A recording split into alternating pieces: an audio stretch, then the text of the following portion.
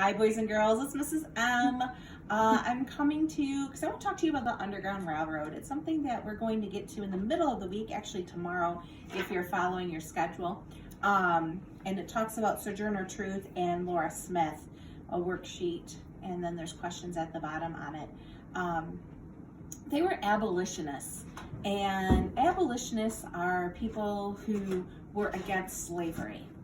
And although Michigan didn't have any battles being fought in it during the Civil War, Michigan played a major role in the Civil War in the respect that soldiers from the North came from Michigan and they fought. We had our own regiments here in Michigan.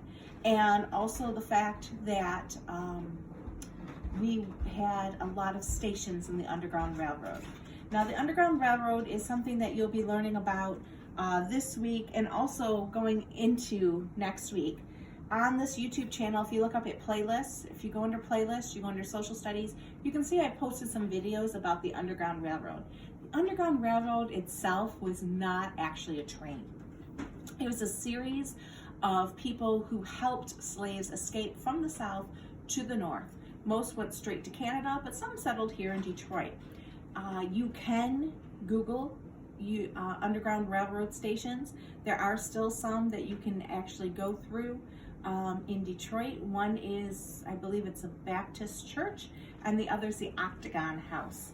And they're really cool. If you can look them up, ask mom and dad again before you get on that internet and make sure it is okay.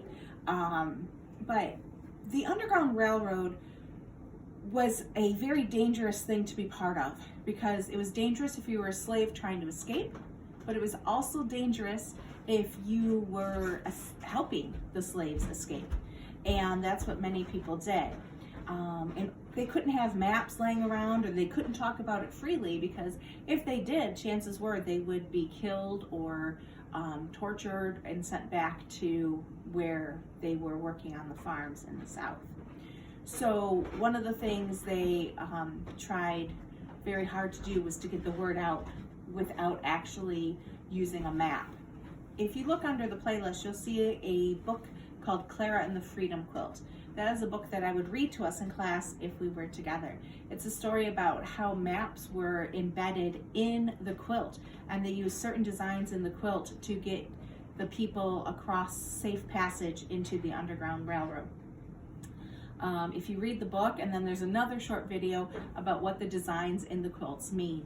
When we get back in the classroom, I have a quilt with the actual designs in the quilt that I wanted to show you. I didn't think to grab it when I left the classroom, unfortunately, to show it to you close up. But that video does show you the symbols that were used in the quilt and what those symbols meant. So that's really cool within itself. But Michigan was a big part in the Underground Railroad and getting people safe passage to either Canada or here in Michigan as their final destination. So when you're reading about that, I want you to keep that in mind. It isn't an actual railroad they were on. They came in all different ways, and they had to go to different stops to refresh themselves and to hide until the next time that they could travel. They couldn't travel during the day, they had to travel at night. It was safer that way.